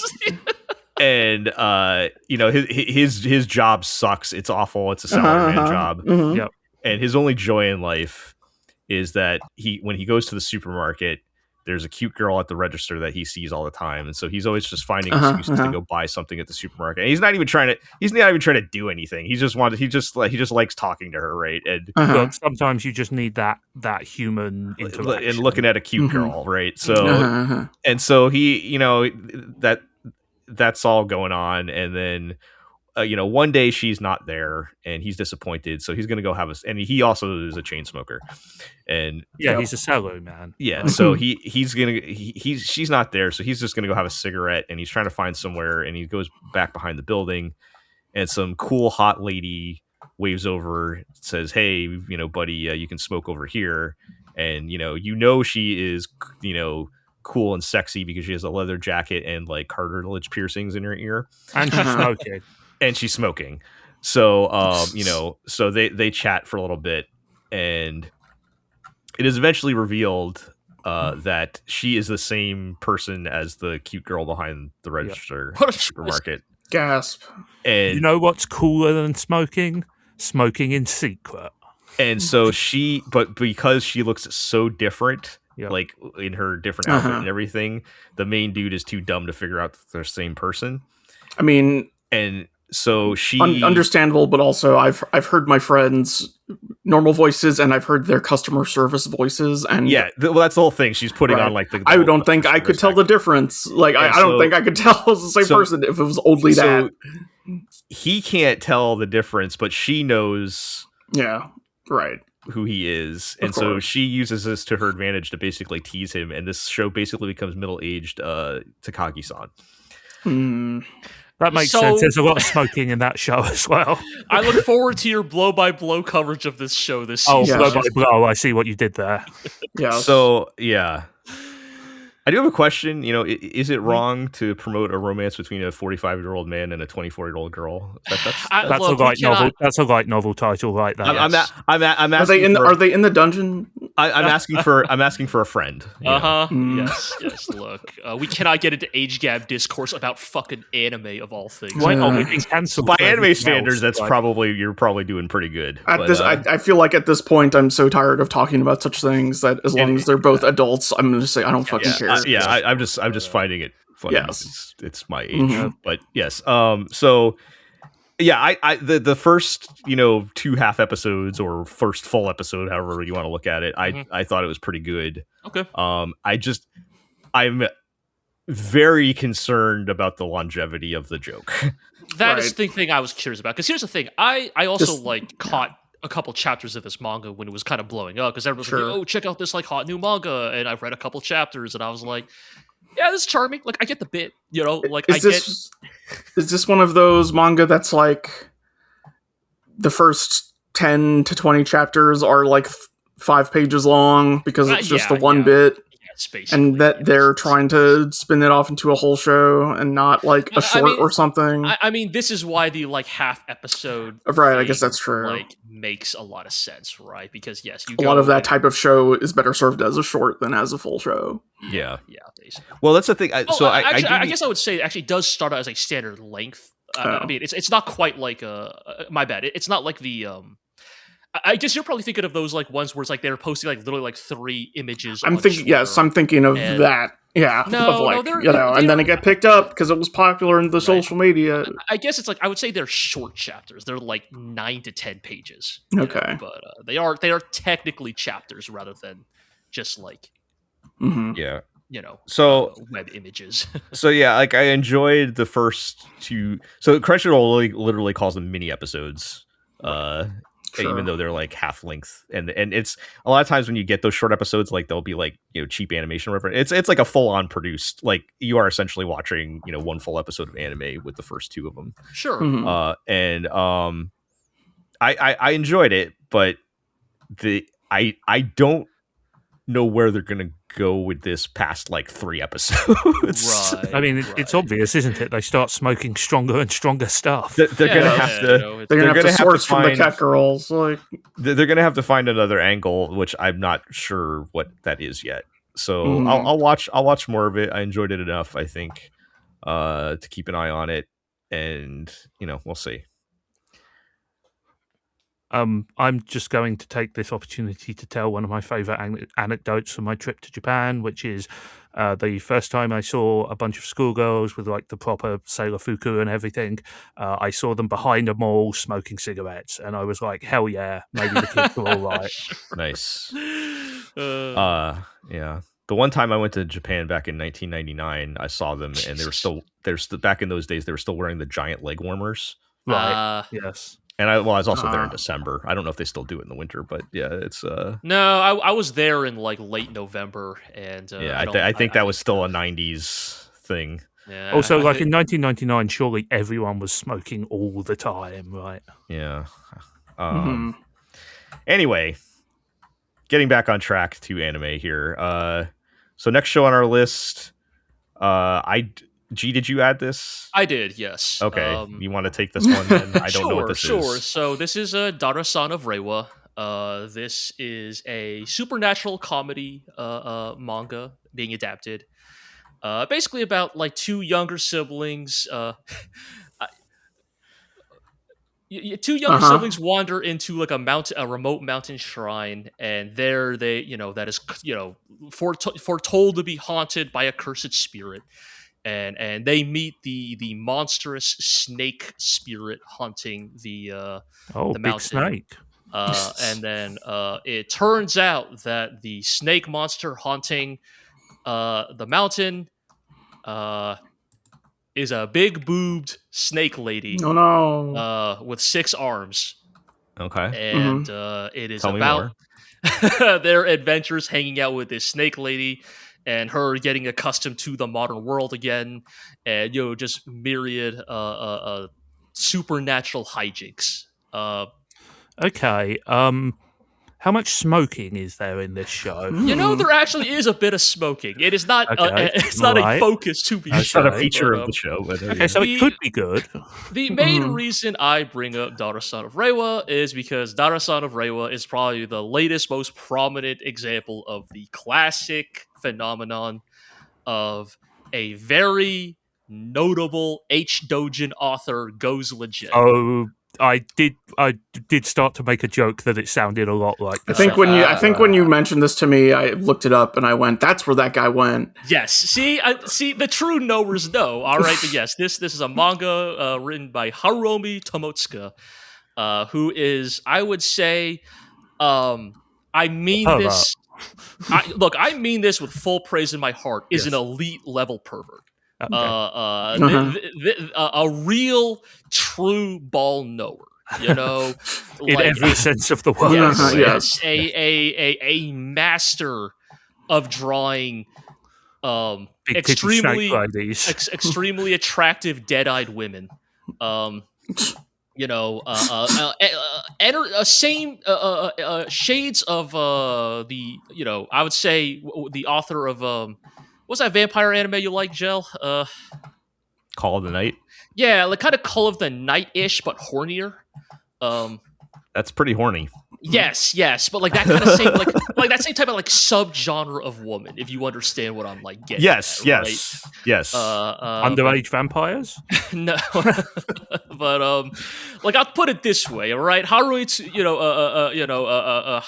Tomotsuka is the type of ball knower to say, like that one mimetic Little Mermaid comic. You know what a woman with 6 arms has? She has 6 armpits. Like that's the type of like that is some elite tier. Yes. A real family friendly podcast. Yeah. Yes, and that's as far as I'll go. A real one if I've ever seen it. And will the anime be good? I don't know. Like, I do enjoy the manga. Like it has its charm. But I think I said to you, like, when I looked up the first few chapters of this manga, I found a page that made me go, I see why G likes this. But the thing is, I went back and checked like yesterday, and I couldn't remember what page it was. I was like, what made me think that? I can't. I've certainly gotten farther than I did before, but I don't remember what it was. It was all of them. It was all of them. Yes, exactly. In all seriousness, I don't know if like this anime will actually be like any good. I don't know if like this it will have like honestly the PVs like it looks a little on the cheap side if I'm being 100% honest. Like. Yeah. This ain't the new Dusk Maiden of Amnesia. No. Well, actually, it might exactly be the new Dusk Maiden of Amnesia. Like, same tier of, like, you know what I mean? Right. But, I don't know. Had to give a shout out to one of the goats, Harumi Tomotsuka, one of the best to ever do it. Nice. I mourn his one career of the goats going, who appear in his manga. I mourn his career going legit. Obviously, that's probably better for him, but the true knowers will miss his time in the trenches. Yeah. All right. Well, also just weirdly like. A fan of like very obviously like a fan of like a particular era of media like will not stop putting like references to like Mega Man Legends into the manga. Like it was like, oh, you're that era of like Capcom fan. A pervert in more ways than one. Exactly. This is what I mean. Like elite level pervert, right? I can respect that, yes. Like this is no run of the mill pervert, right? Oh, big booba squishing together, like blah, get out of here. Seen it a million times. Yeah, instead show me, Mega Man getting back from the moon. Exactly, All right. Well, I'm gonna throw a bucket without her hairband. I'm gonna throw a bucket of cold water on this one, and we're gonna go to the next show. Something wholesome here. Sparks of Tomorrow. Are the sparks used to light cigarettes? No. Well, maybe. This is you can't know for sure. This is the newest show from Kyoto Animation. Okay. So that itself is a kind of a big deal these days. Also something worth celebrating. Yeah. So I don't know. It's a novel. I don't know if it's like from their historically they pull out from their like novel contest or whatever thing, but it's set in like Meiji era, like right at the start of the 20th century. And there is a girl who is about to get married and doesn't want to because it's an arranged marriage, and she meets this boy who is like an inventor, and he is all like, yeah, I'm gonna make electricity happen for everybody. But first I need to deal with this guy with a hidden blade. Yeah, right. I looked it up, and this was an entry in KyoAni's novel contest where they never ever put out an award, but always keep something and say, well, we're going to use this. We're not going to give you an award. But it's good enough to make an anime out of. Yeah, the anime for this was announced in 2018. Yes, so it's been a pretty quick turnaround by KyoAni. I feel like I feel like this is like they kind of announced it right before Larson. Yeah, like in a way, stuff has happened. Yeah. in a way, if we're looking at City as sort of a spiritual sequel to Nichijou, this is their first like truly original new anime since the person. Okay. So yes, so this girl runs away with this inventor kid, and they're looking for some book he wrote at some point that has like the secrets to unlocking electricity or something. I don't know. I think what they're going for is the clash between, you know, old world and modern world, you know, ushering in the modern world type of thing. I mean, very much a theme of the Meiji era in general. Right? Yeah, exactly. It looks nice, as you would expect. You know, it's Kyoto Animation, so we know we're going to get that. You know, I think that whether or not it will be good is a bit of a dice roll. Interesting, it is for them a new director, so it is not one of the people that I recognize. And from what I'm seeing in the credits, it doesn't look like he's directed anything like as the main director yet. I mean, one of Kyoani's good points is they are good at promoting talent from within, right? Yeah. So I'm looking at this as a wild card at the moment. He has worked on a lot of their shows, but not as the main director, right? Sure. So he's been in the pipeline, I guess. But it's funny. I'm looking at the credits in the last Sound Euphonium movie. His credit is musical instrument animation director. That seems like a big. That's job, an important job for a show like that. Yeah, but it's just funny like that. Like you know, it's the Shirobako. You're going to draw the tires thing, right? It's that's what it makes me think of. Also, but yes. I feel like there have been like as many Sound Euphonium movies as there have been final seasons of Attack on Titan at this point. Yes, right. Which is to say a lot for both of them.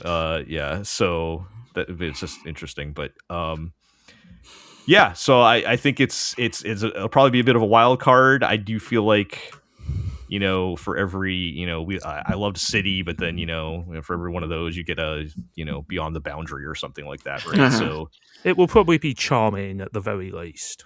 Yeah. And it is, you know, it's a more unique setting, you know, Kyoani is always doing school shows, right? So it's always nice to kind of see a break from that a little bit. And you know, we'll check it out. All right. Well, speaking of continuing my theme of old shows, this is actually an old show and not just looking old. I was gonna say this is Iron Wok Jan. Okay. Is this like Chuka Ichiban, like an old cooking manga or something? Yes, it is a hot-blooded shonen cooking manga from like 1995. I was going to say, I feel like I hear this name bandied around a bit when you're talking. I honestly don't know much more about it than that. I just felt like that was... This is Troika. This is Aoki and Troika.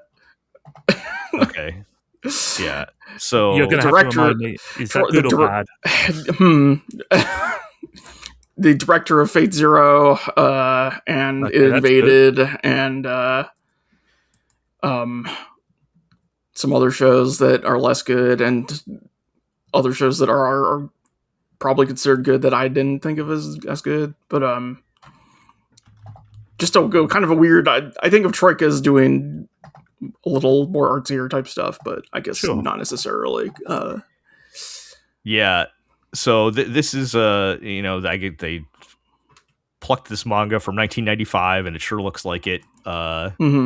And I felt like just that alone and being this, you know, hot-blooded cooking manga was enough to pique some interest on it. Right. The trailer looks a little rough, I must admit. And I'm not sure if authentic to 1995. I'm not sure how much like this is going to bring to the table that's going to be different than what we might be expecting. You know, from what I'm reading, it's a, you know, two rivals type of shonen story, you know, that kind of thing. And you know, it's very intense, serious cooking battles that are they're like in a stadium thing. It looks like Iron Chef was very popular. Yeah. Right. I mean, so after we cancelled the Toriko guy, we have to find a new shonen cooking manga. Yeah. So anyway, I'm just throwing this one out there, something to check out, and also to support my theme of a lot of shows looking old. Yes. Yeah. I'll have to check in with my cooking manga friend who reads every cooking manga to see what his take on this one is. Because I actually this does look very fake Iron Chef. Yes, I am. Yes.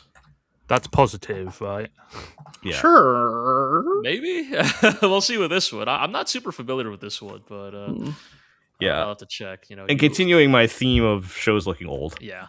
Well, wake me up when you want to talk about old ass cooking manga. Wake me up when Shinya Shokudo or Cooking Papa get. I mean, Cooking Papa has a very old anime. Okay, fine. And has with a good opening, with a good silly opening. Yeah. Bring back Cooking Papa. Yeah. So. Also continuing my theme of shows looking old is the next show on the list, Goodbye, Lara.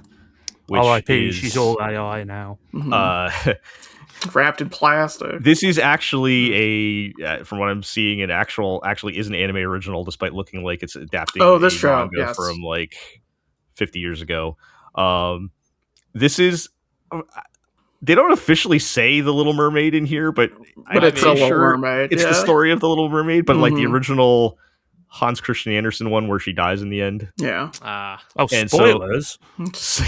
Spoilers from 18 whatever when that came out.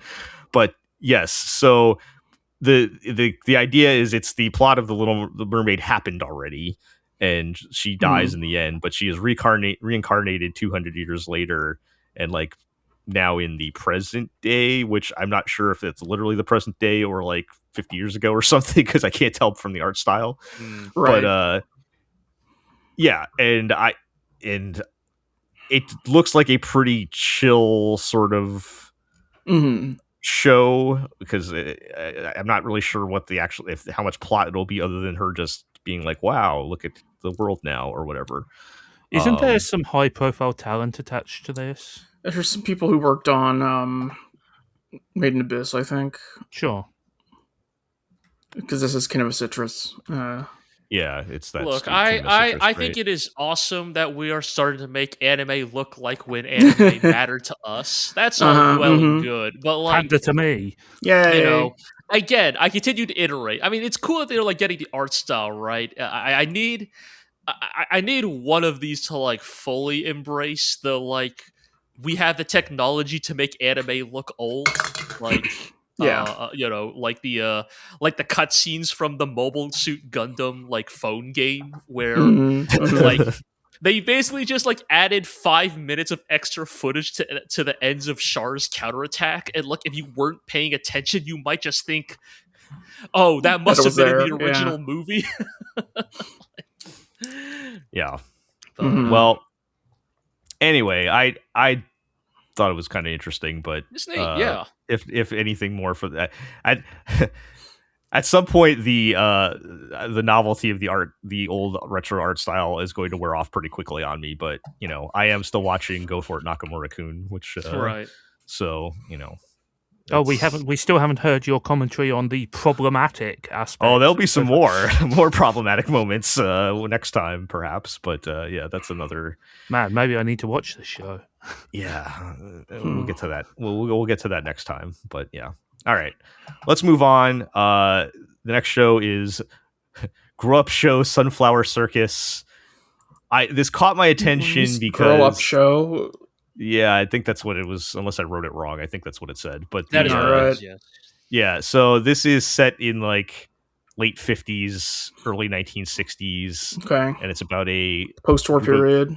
It's a traveling circus, a group of girls who are in a traveling circus going across Japan, trying to make ends meet with their financial struggles and whatnot. Well, I'm sure they'll be fine because it's the post-war economic miracle. Like, yeah, I know, I'm kidding. Like I was like, oh, that sounds like a cool concept.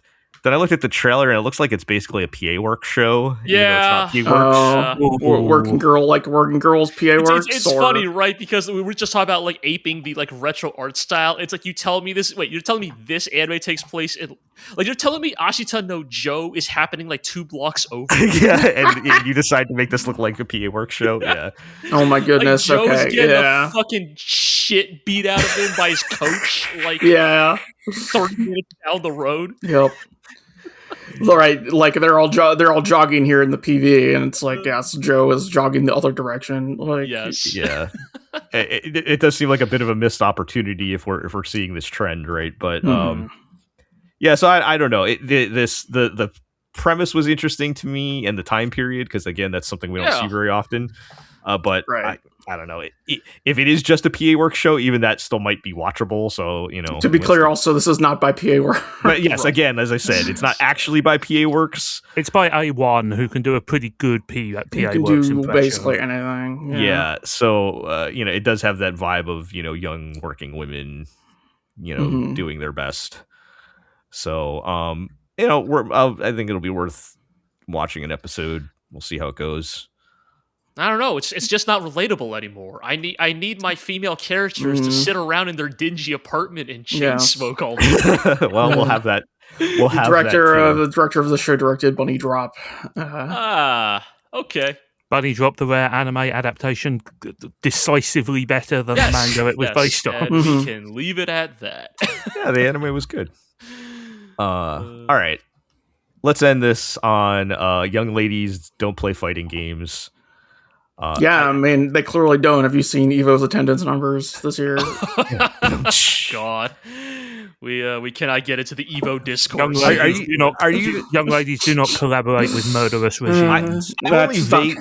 I've definitely heard about this. Are you guys any more familiar with the actual source material on this? I've read some of the manga. Yes. Okay. I have logged into Street Fighter 6 and gotten 5 exclusive titles based on art from the manga. Great. Oh, okay. Well, there you go. So I wonder what fighting game they will not be playing. The premise is it's, you know, the Ojo-sama girls at a fancy school that their dark secret is they play fighting games, and which honestly maybe they might kiss. Honestly, much more shameful than like rocking out or whatever. Yes, I mean that's a thing, right? This is like you know. This is one of those like saved purely by the gimmick, right? Because otherwise, this is in some ways the most like standard cute girls doing cute things like plot, and the thing that saves it is that clearly this author has a lot of feelings about fighting games. Sure.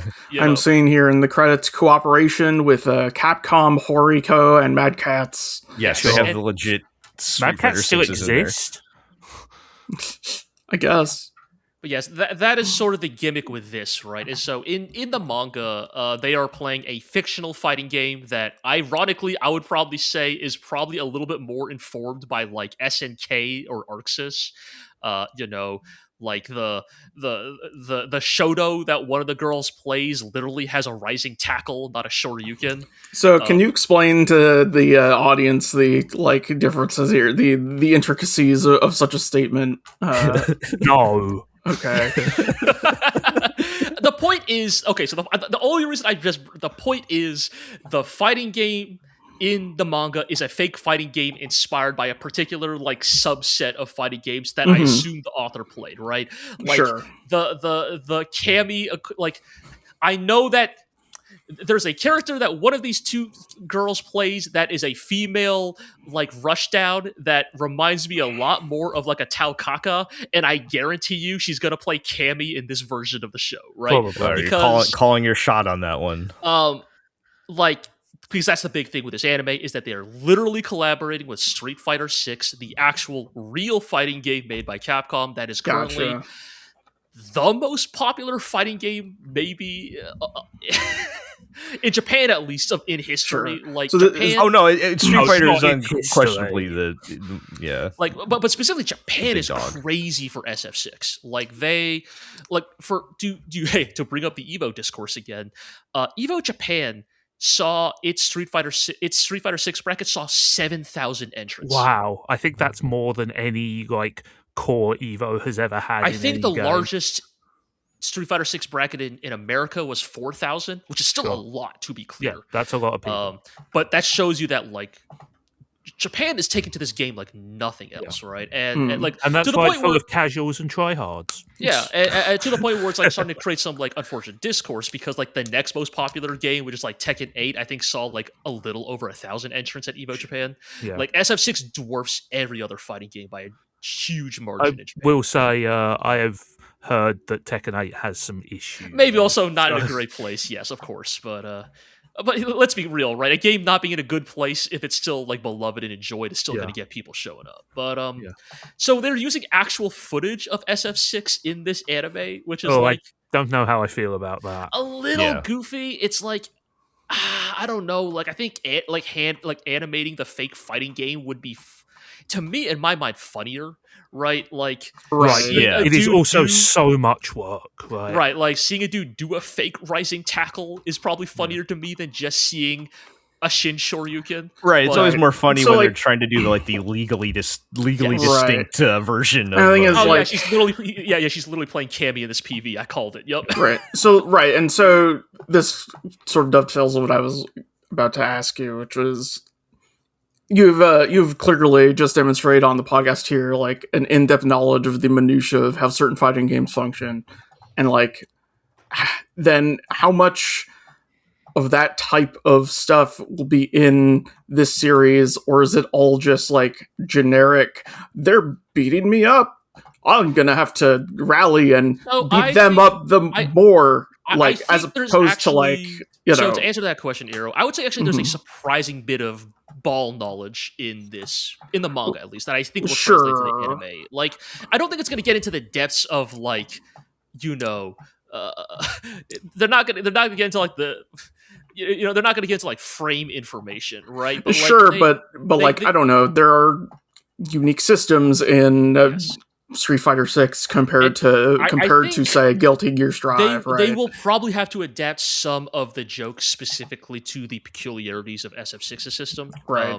But I also think that just from a commercial and audience standpoint, you have to go 80-20 or 90-10 generic stuff. Well, yes, super specific in jokes. I would say that it is the jokes are generally generic's not the right word, because they are specific, but they are generalist to fighting games, right? There's a chapter about tilt, right? There's a chapter about getting tilted in a set, right? Sure. When they enter fake Evo, there's a whole chapter about it's so perfect. About random ass Ryu players just fucking spamming donkey kick and somehow taking a round off you. God, I hate those guys. No, literally, there is a chapter about one of the girl beats a fucking just random ass Ryu bracket spoiler monster, who's just wait, he's just doing round start EX Shoryuken, and he caught me with it. Get the people who Ken flowchart. Yes. Do not cross the people who yes. The amateurs can win by dint of doing things a more experienced person would never do. Right. And so I think the jokes do get specific. Again, not specific to any game, because obviously in the manga they don't reference any specific game. But I do think they get into the funny minutiae of what makes the FGC so weirdly compelling and funny. There's a plot development where and you can kind of tell, this is also speaking to a different era of FGC developer. There's a plot line where the devs of the game they play drop a patch right before Evo, or fake Evo. Yes. And it's why would you do that? I have a week to relearn my string. Yeah. Is there a chapter about how when you enter a tournament, there will be 10 people standing behind you shouting slurs in your ear? Okay, so obviously this is about the Japanese FGC. Okay. I think runs. I think the question is still valid, honestly. Well, anyway, you know what the best thing about this show is going to be? Lots of scenes set in dingy old arcades, and therefore lots of people smoking. I wish. I think. I didn't.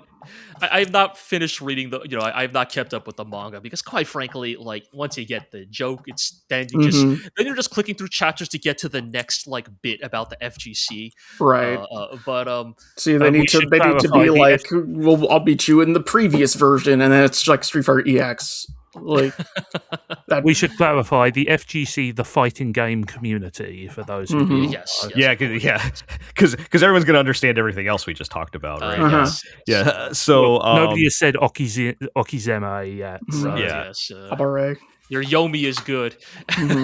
Yeah. So this was making me think of the recent Rock as a Lady's Modesty, which I very much enjoyed, because that's also a show about Ojo-sama girls whose dark secret is they play heavy metal and maybe they might kiss. But yeah, wasn't there some that show actually ended up finding different things to do, which is why I liked it. Like, it actually told a pretty competent band story. So I don't know if we're gonna get that from this. Right. It seems a little bit more niche. Wasn't there some show several years ago that was like, we're playing arcade games at a like shop, like high score girl? Is that what it was called? Yeah, high score girl. And that had like real games, right? Right. That was more kind of like. I know that was just like a broader comedy show, right? Like, so it was more like a puppy romance, wasn't it? Right. Yeah. To be clear, I cannot speak to like this anime beyond like the few chapters I read. Like, obviously, like I don't know. Maybe it goes somewhere more interesting. I am just speaking to kind of the surface level, like what it presents itself as. And I guess the thing I would say to this show's favor probably is, it is not just wearing the skin of fighting games as a gimmick. It seems like, at least in the source material, the author is somebody who knows fighting games, clearly enjoys fighting games, and has, strong emotions about them. And I think those aspects do translate. It's just, is that enough? For a cute girls doing cute things show? Like, yeah, like it's hard to say. Will like fucking Punk and Diaphone still look literally just like Punk and Diaphone in the anime, or will they have to like get legally distinct versions of them? It'll just be a guy whose t-shirt says Punk on it. Like, how many episodes before they homage the Daigo parry? Like, I'm going to say episode 1. Yeah, probably. I don't actually know if the Daigo parry ever came up in what I read. Like it's almost like too obvious, maybe. But yeah, maybe. Like, also, they're not playing. I'll tell you this: even in the manga, it's very obvious they are not playing Third Strike. No, but you can do the Daigo parry in Street Fighter 6. Like, there's even a challenge to do it. Yes. So, yeah. All right. Well, we'll check that one out. Justin Wong make an appearance in this anime? Oh, the Wazla.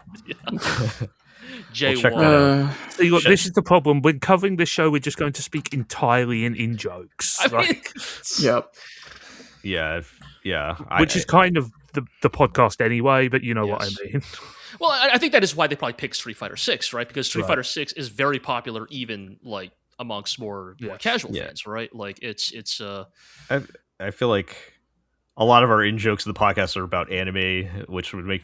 I mean, there's obviously a lot of overlap between anime and fighting game. Call me back when there's an anime where everybody plays Asuka 120% Special Burning Fest. Like, Dong Never Die. Yeah, I don't know. Yeah. I'm trying to remember. Now you guys are losing me. Now you guys are Suge losing me. I have no idea what you're talking side about. brackets, but Fatal Limited Codes. Who's entering the fucking Fist of the North Star side bracket at Fake Evo? 500 episode anime on people playing twin princesses. So what's the? I think I need to end this. Yeah. So what's the like top show you're looking forward to next season? Then, like everybody sound off. Mushoku Tensei season 3. Yep. Definitely. So now by making a joke answer, this question is now void, and we should just end the podcast. In all seriousness, like, it's probably not the most. Like, it is definitely not the most. Definitely not the most going to be the best show, but I'm really intrigued to see what they do with Nanoha. I just want it to be at least something interesting and original rather than just the sort of horrible, creepy slop they have served up for the last more extruded Nanoha product. Yes, exactly. I already said mine, right? It's the Ghost in the Shell. So yeah. Like, if I have to pick, I'm not super excited about anything on this list.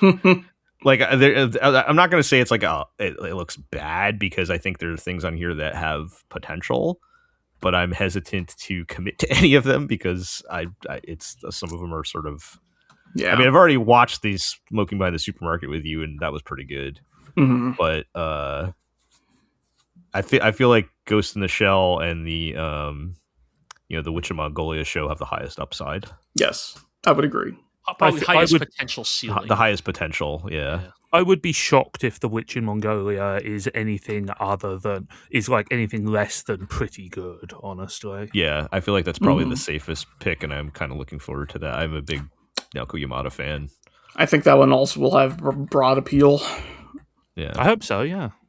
And then in my heart, it's the Chainsmoker Cat show. We'll see. Will it land in the right place on the dirtbaggy versus? G, at some point, I think we have a lot of overlap, but I think, G, at some point we have to hash out the nuance between my type of problematic woman and your type of problematic woman. Yes. I feel like G is more into like straight up evil women. I don't know. We'd have to hash it out. There's nuance. I think so. No, a lot of overlap, but there's some nuance. To be clear, I agree. This Venn diagram is not a perfect circle. There are subtle distinctions on the edge of these Venn diagrams. Yeah, I'm just saying that we have spent an entire year talking about people being pumped full of evil woman juice. Okay. Yeah, as you guys continue to torture yourself over on Blue Mondays. It's almost over. It's almost over. Yeah. All right. So close. I think that's the cue to wrap this one up then. So we'll do our housekeeping, including shouting out Blue Mondays. But yes, you can housekeeping. You can check us out at theglorioblog.com. Follow us on Blue Sky at the Glorio blog. Check out Blue Mondays. A new episode just came out last week. As these guys continue to torture themselves watching the Eureka 7 movies. So Zig, what's left at this point? There is one movie left, one more episode to go, and then we will be done. It will be a bittersweet moment, I'm sure. And who knows? Maybe that last movie will be yeah. So we'll see, shall we? Stay tuned for that. And yes, for the podcast, you can subscribe on Apple Podcasts, Spotify, Amazon Music, Podbean, Stitcher, and of course YouTube, where you can like, comment, subscribe, all that good stuff. Tell us what shows you're interested in watching next season. If there's anything that was not on this list, let us know. Otherwise, tell your friends, tell your enemies, and we'll catch them here next time.